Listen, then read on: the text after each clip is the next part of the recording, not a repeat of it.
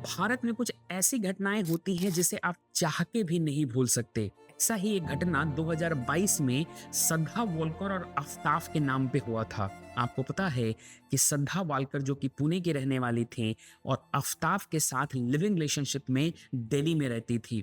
ये दोनों एक कॉल सेंटर में जॉब करते थे और पिछले कई सालों से लिविंग रिलेशनशिप में ये लोग रहते थे, जबकि इन दोनों के फैमिली को ये पता नहीं था कि श्रद्धा वालकर और आफ्ताब लिविंग रिलेशनशिप में दिल्ली में रहते हैं।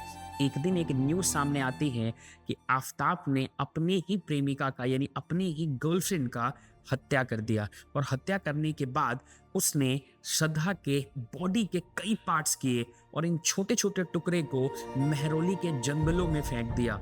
जब पुलिस ने इन्वेस्टिगेशन करना शुरू किया तो पता चला कि कैसे आफ्ताब ने अपनी ही प्रेमिका का मर्डर करा और मर्डर करने के बाद शरीर का एक एक अंग मेहरौली के जंगलों में काट कर फेंक दिया।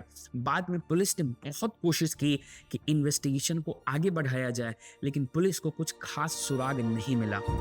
ऐसा ही कुछ एक घटना मेरठ से सामने आ रही है, जहां एक प्रेमिका ने अपने प्रेमी के साथ मिलकर अपने पति की हत्या कर दी।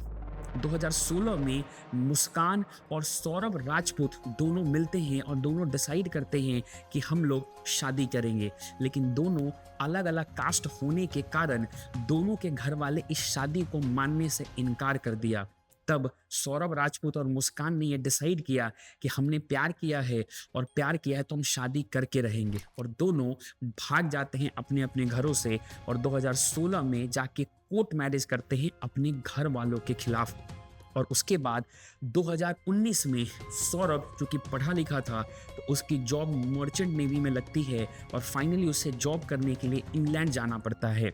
इधर मुस्कान भारत में अकेली रह जाती है और उसी दौरान उसे अपने पुराने एक दोस्त के संपर्क में आती है जिसका नाम था साहिल। साहिल और मुस्कान बचपन के दोस्त थे, या यूं कहें स्कूल मेट थे और कॉलेज में भी साथ में पढ़े हुए थे। इस बात की जानकारी सौरभ को जरूर थी कि उसकी वाइफ का एक बचपन का फ्रेंड है जिसका नाम है साहिल, और वो अक्सर उससे मिलती थी और उससे बातें भी करती थी। दोनों एक दूसरे के संपर्क में आते हैं, जबकि साहिल बहुत ज़्यादा नशे करने वाला व्यक्ति था। वो ड्रग्स लेना, कोकीन लेना, हीरोइन लेना, शराब पीना, गांजा पीना, यही सब उसका काम था। और इसी संपर्क में आती है मुस्कान, और मुस्कान भी उसके ट्रैप में फंसकर नशा करना शुरू कर देती है। 2 से 3 साल के बाद जब सौरभ भारत लौटता है तो उसे मुस्कान और साहिल के रिलेशनशिप के बारे में पता चलता है। जैसे ये बात इन दोनों को पता चलता है तो साहिल और मुस्कान ये प्लान बनाते हैं कि अगर तुम्हारा पति जिंदा रहेगा तो हमें नशा करने नहीं देगा और हम दोनों को एक नहीं होने देगा। तो सौरभ को मारने के लिए साहिल और मुस्कान एक प्लान बनाते हैं। नशे की गोली देते हैं सौरभ को। जब सौरभ बेहोश हो जाता है तो उसके बॉडी को कट करते हैं और एक ड्रम खरीद कर लाते हैं, और उस ड्रम में एक बॉडी को पैक किया, उसके ऊपर सीमेंट का एक लेयर बनाया, फिर बॉडी के कुछ पार्ट रखे, फिर सीमेंट का लेयर बनाया, यानी कि एक ड्रम में सौरभ के बॉडी के कई टुकड़े करके सीमेंट के लेयर से उसको ढक दिया। इतना सब होने के बाद मुस्कान को जब पता चलता है कि उससे बहुत बड़ी गलती हो गई है, तब वो अपनी मम्मी को कॉल करती है और बताती है कि उसने अपने ही पति की हत्या कर दी है। फिर उसके माँ बाप कहते हैं कि तुमने ये गलत किया है और इसमें हम तुम्हारा साथ नहीं देंगे, और उसके माँ बाप यानी मुस्कान के माँ बाप पुलिस स्टेशन में जाके उसको हैंड ओवर करते हैं। इधर लड़के के जो घर वाले हैं वो सौरभ की खोज के लिए पुलिस स्टेशन जाते हैं और वहाँ कंप्लेंट फाइल करते हैं कि उनका भाई और उनका बच्चा पिछले कई दिनों से घर नहीं लौटा है। पुलिस इन्वेस्टिगेशन करती है तो पता चलता है कि इतना बड़ा कांड हो गया है। आप देखिए कि आज इंसान कितना बदल गया है।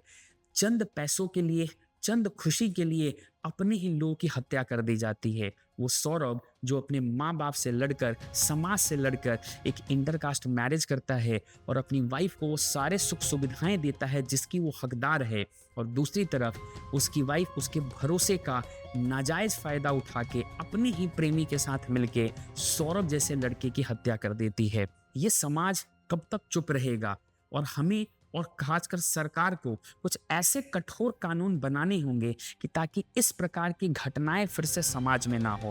क्योंकि समाज में जब इस तरह की घटनाएं होती हैं तो सोसाइटी पे एक बड़ा ही नेगेटिव प्रभाव पड़ता है कि क्या वाकई इंटरकास्ट मैरिज करना गुनाह है, क्या वाकई अपनी पत्नी को फ्रीडम देना गुनाह है। आपको क्या लगता है कि भारत में कोई ऐसे कठोर और ऐसे हार्ड कानून बनना चाहिए जिससे इस प्रकार के केसेस पे लगाम लगाया जा सके?